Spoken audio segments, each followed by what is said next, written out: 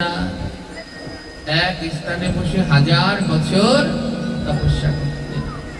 কেন না? সত্য যুগে মানুষের দীর্ঘ আয়ু ছিল। সত্য যুগে মানুষ বাঁচতেন 1,00,000 বছর। কত বছর? 1,00,000। ভগবান আমাদের কাছ থেকে বেশি কিছু কেড়ে নেয়নি। প্রত্যেক যুগে যুগে ভগবান শুধু একটা করে শূন্য কেড়ে নিয়ে গেলেন, আর একটা শূন্য নিয়েছে, তাতেই আমাদের এমন দুর্দশা। যদি বেশি কিছু নিয়ে যেতেন, না জানি কি হতেন। সত্য যুগে মানুষের আয়ু 1,00,000 বছর। যেই সত্য চলে গেল, ত্রেতা যুগ আসলো, ভগবান 1,00,000 থেকে একটা শূন্য নিয়ে গেলেন। 1,00,000 থেকে একটা শূন্য নিলে কত হয়? গেলে চলে গেলে কত হয়? 1,00,000 থেকে একটা শূন্য বাদ দিলে কত হয়ে যায়? জনে বলবেন? 10,000। ত্রেতা যুগের মানুষের আয়ু হলো 10,000 বছর। তারপরে যখন দাপর আসলো, 10,000 দিয়ে ভগবান আবার একটা শূন্য কেটে দিলেন। 10,000 দিয়ে একটা শূন্য কাটলে কত হয়? দাপর যুগের মানুষের আয়ু হলো 1,000 বছর। আর যখন দাপরের পরে কলি আসলো, আবার কলি থেকে, দাপর থেকে একটা শূন্য কেটে নিলেন। 1,000 থেকে একটা শূন্য কাটলে কত হয়? আর কলির মানুষের আয়ু 100 বছর। যদি বেশি বাঁচো তাহলে 100 বছর। প্রত্যেক যুগে যুগে শুধু একটা করে শূন্য নিয়ে গেছে, তাতেই আমাদের এই বেহাল অবস্থা। যদি ভগবান বেশি কিছু নিতেন, না জানি কি আমাদের হতো। ধ্যান দিন, সেই সত্য যুগে ভগবানকে পাওয়ার উপায় ছিল তপস্যা। বলে কলি যুগে এটা সম্ভব। ধ্যান তপস্যা দিয়ে কলি যুগে ভগবানকে লাভ করা যায় না। কলির মানুষের ধৈর্য হলো বড় কম। ভগবানকে পেতে গেলে 3টি জিনিসের দরকার। কটা জিনিস? প্রথমটা হলো বিশ্বাস। ওই যে ওখানে মাটির ঠাকুর করেছে, বিশ্বাস করতে হবে যে ওটা মাটির ঠাকুর নয়, ওর ভিতরে ভগবান বিরাজ। বিশ্বাস হলে পরেই মনের ভিতরে আসবে ভক্তি। আর ভক্তি যখন আসবে, তখন যেই জিনিসটা সব থেকে বেশি দরকার, তার নাম হলো ধৈর্য। কি দরকার?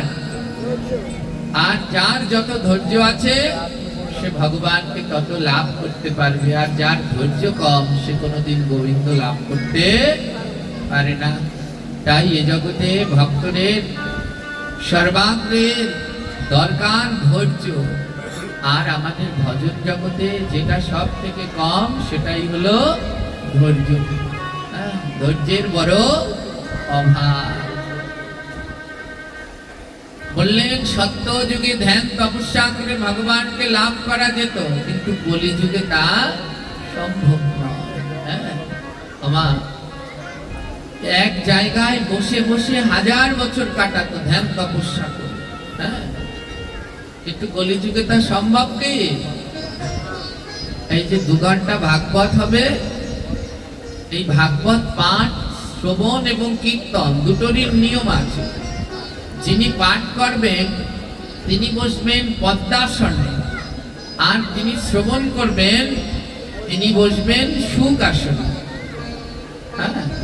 কিন্তু আমাদের বেদই এমন ভাবে ধরেছে, প্রত্যেক ভাগবত আসলেই এখন এমন সোফা দিয়ে দেয়, কিন্তু এটা মোটেই উচিত না। পদ্মাসনে বসেই হরি কথা কীর্তন করতে হয়। এর জন্য আমি মাঝে মাঝে একটা কথা বলি, বিধি যে মানে না, ব্যাধি তাকে। আমাদের এত ব্যাধি কেন? কারণ বিধিবিধান এগুলো রাজসিক, এগুলোর ভিতরে, মনের ভিতরে সেই রাজসিকতা চলে আসে। আমাদের পূর্বজন আচার্যগণ তারাও ভাগবত পাঠ করেছিলেন এমন এরকম পা দুলিয়ে বসে কি না, আসন প্রতিষ্ঠা করে তার উপরে বসে। পদ্মাসনে বসে বক্তাকে বসে বক্তা হরিকথা বলবে, আর যারা শ্রবণ করবে, এই যে আপনারা বসেছেন, এর নাম সুকাসন। এই চেয়ারে বসা, উঁচু জায়গায় বসা, এগুলো মহা মহা অপরাধ। যদি কারো সামর্থ্য থাকে যে এমনি সুকাসনে আসন করে বসবার, তাহলে অবশ্যই তাকে এই নিচে নামতে হয়। মনে রাখবেন, উঁচু স্থানে বসলে উঁচু হতে পারবেন, কিন্তু কোনোদিন গোবিন্দ লাভ করা, ওই চেয়ার টেবিলে বসলে সুখ শান্তি পাওয়া যায়, কিন্তু ভক্তের চরণ ধুলা পেতে হলে এই জায়গাতেই আসতে হয়।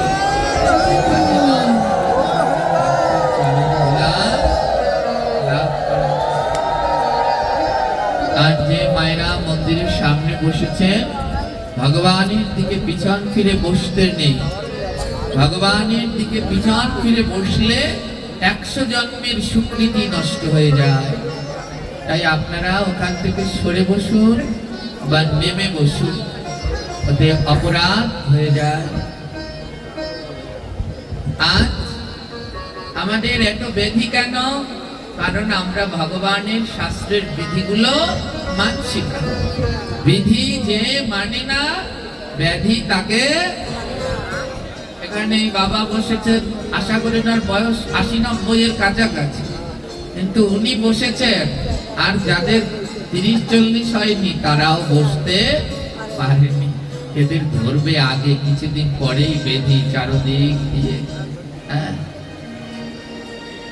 ধ্যান দিন, এই 2-3 ঘন্টা ভাগবত শুনবো, তাতেও আমরা সুখ খুঁজি, তাহলে ধ্যান তপস্যা কি করতে পারবো 1000 বছর বসে? এই 2 ঘন্টা ভাগবত শ্রবণ করতে হলে এখন প্রত্যেক জায়গায় বাবারা মায়েরা গিয়ে একটু চেয়ার খোঁজে, উঁচু জায়গা খোঁজে, হেলান দেওয়ার জন্য খুঁটি খোঁজে। কেন? কোমরে ব্যথা, মাজায় ব্যথা। এটা আপনাদের দোষ না, বয়সের একটা নির্দিষ্ট স্বভাব আছে। এক সময়ে বয়স হলে এমন হবেই হবে, এটাই স্বাভাবিক। ধ্যান দিন। তো এই কলিযুগে ধ্যান তপস্যা করে গোবিন্দকে লাভ করা যায় না। নিত্যি যজ্ঞায়তে বিষ্ণু, ত্রেতায় যজ্ঞায়তে মোক্ষ। ত্রেতা যুগে ভগবানকে লাভ করতে হলে যজ্ঞ করতে হবে। যজ্ঞ, যেমন কত যজ্ঞ আছে, গোমের যজ্ঞ, অশ্বমেধ যজ্ঞ রাজা রামচন্দ্র করেছিলেন ত্রেতা যুগে। কোন যজ্ঞ? অশ্বমেধ যজ্ঞ। তখন অশ্বমেধ যজ্ঞ করতেন, সেই অশ্বকে সমস্ত ব্রহ্মাণ্ড ঘুরিয়ে এনে যজ্ঞে আহুতি দেয়া হতো।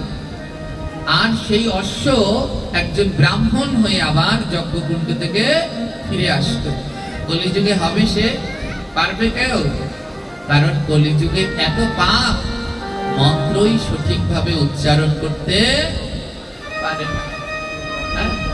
মন্ত্রই সঠিকভাবে আমরা জানি।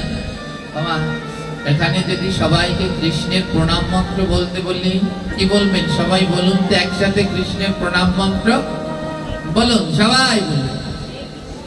সবাই যারা যারা সনাতন ধর্মের কৃষ্ণের প্রণাম মন্ত্রটা তো জানেন, সেইটাই বলুন, সবাই বলুন একসাথে, একসাথে বলুন। এবার বলুন।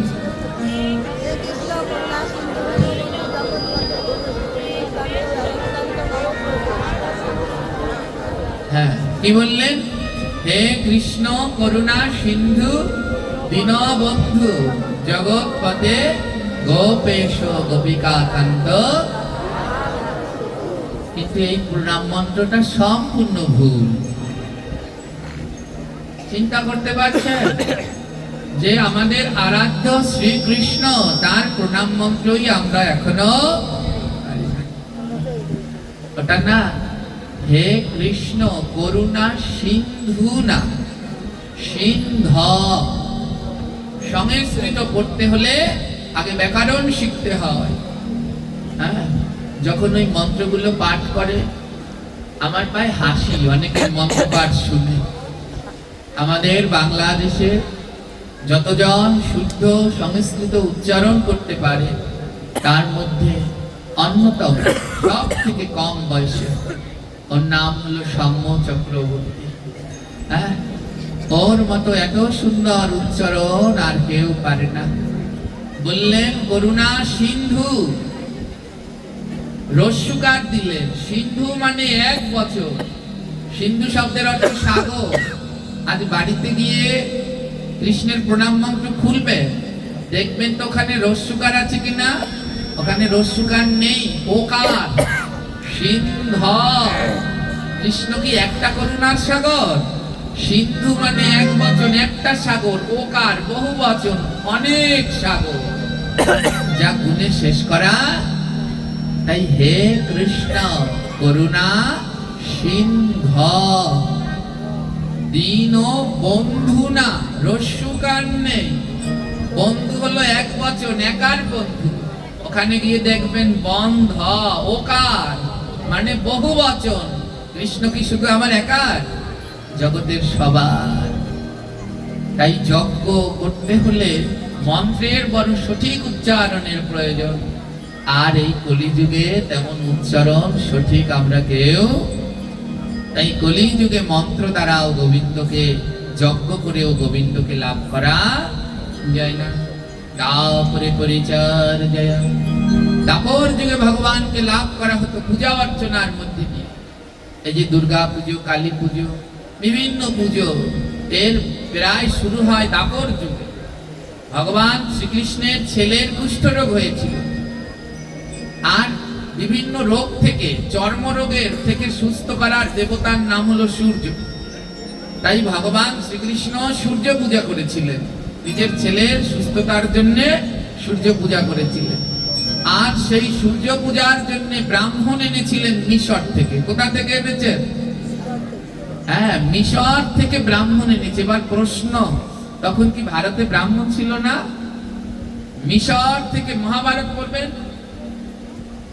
ভগবান শ্রীকৃষ্ণ সূর্য পূজা দিলেন, ব্রাহ্মণ আনলেন মিশর থেকে।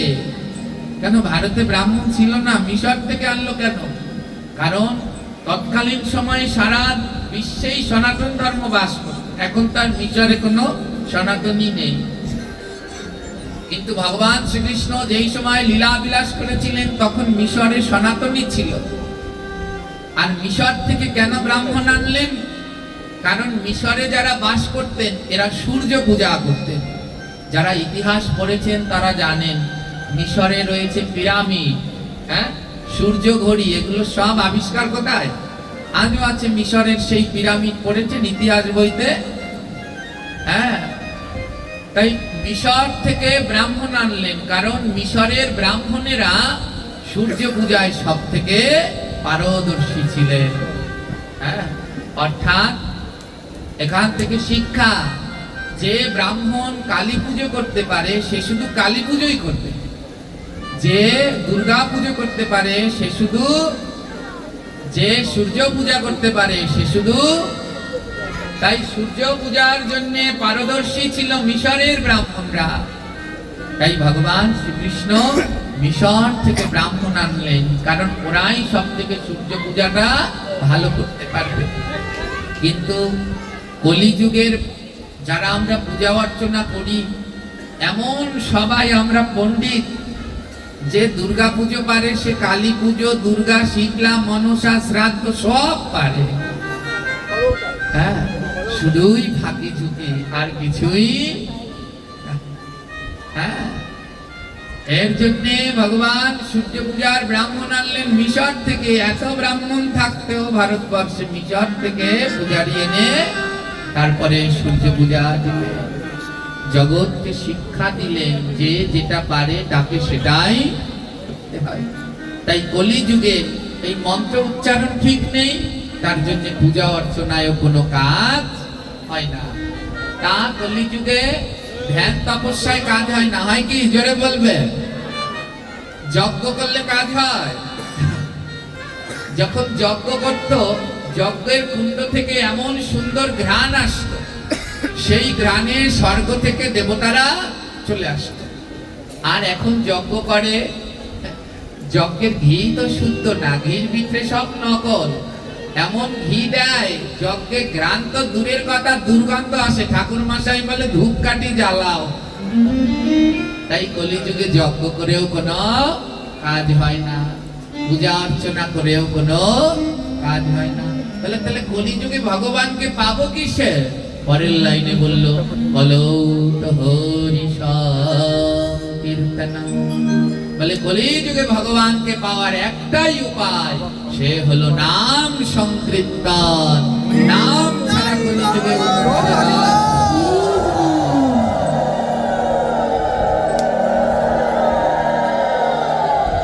চারি যুগে চারি ধর্ম জীবেরও কারণ, কলিযুগের ধর্ম হয় নাম সংকীর্তন। চার যুগে চার ধর্ম, কিন্তু কলিযুগের ধর্ম হলো নাম সংকীর্তন। এই নাম ছাড়া কলিযুগে আমাদের আর কেউ উদ্ধার করতে পারবে না। হে কৃষ্ণ ভক্তগণ, হে ভাগবত পিপাসু ভক্তগণ, আদ্যকার সেই ভুবন মঙ্গল নাম কীর্তনের প্রারম্ভে আমরা এখানে বসেছি। এই নামই পারে কলিজীবকে মুক্তি দিতে, এছাড়া আর কোনো দ্বিতীয় পথ নেই। আপনারা বড় ভাগ্যবান, কালকে থেকে আপনাদের এই অঙ্গনে ভগবানের সেই দিব্য নাম কীর্তন হবে। সেই 16 নাম 32 অক্ষর, যা শ্রবণ করলে জীব মুক্তি লাভ করে। নাম শ্রবণ করলে কি হয়? মুক্তি হয়। এবার প্রশ্ন করবেন, বাবা তাহলে ভাগবত পাঠ আমার লাগবে কিসে? নাম শুনলেই তো আমরা মুক্তি পেয়ে যাব। আমাদের শাস্ত্রে ভগবানকে 9টি ভাবে পাওয়া যায়। কয় ভাবে? এই 9 ভাবকে বলা হয় নববিধা ভক্তি। এই নববিধা ভক্তির প্রথম ভক্তির নাম কি জানেন তো? প্রথমটার নাম কি? শ্রবণ, প্রথমটার নাম। আর দ্বিতীয়টার নাম কীর্তন। প্রথমটার নাম শ্রবণ আর দ্বিতীয় হলো, তাই ভাগবত শ্রবণ আর নাম কীর্তন। তাই নাম কীর্তন কখনো পূর্ণ হয় না যদি কোনো সময় ভাগবত শ্রবণ না করে। তাই আগে নববিধা ভক্তির একে রয়েছে শ্রবণ, তাই প্রথমে হয় শ্রবণ, দ্বিতীয়তে রয়েছে কীর্তন, তারপরে শুরু হয় নাম কীর্তন। এই ভাগবত জীবকে দেয় ভক্তি আর নাম জীবকে দেয় মুক্তি। খুব ধ্যান দেবে, ভাগবত জীবকে কি দেয় আর নাম জীবকে কি দেয়? আজ ভাগবত, আজ হলো ভক্তি, আর কাল নাম মুক্তি। এবার ভক্তি আগে না মুক্তি আগে? জোরে বলবে, ভক্তি আগে। তাই ভাগবত পাঠ শ্রবণ করলে হৃদয়ে ভক্তি হয়, আর সেই ভক্তি নিয়ে যদি নাম শ্রবণ করা যায় তাহলে সেই নামে জীবের মুক্তি হয়। তাই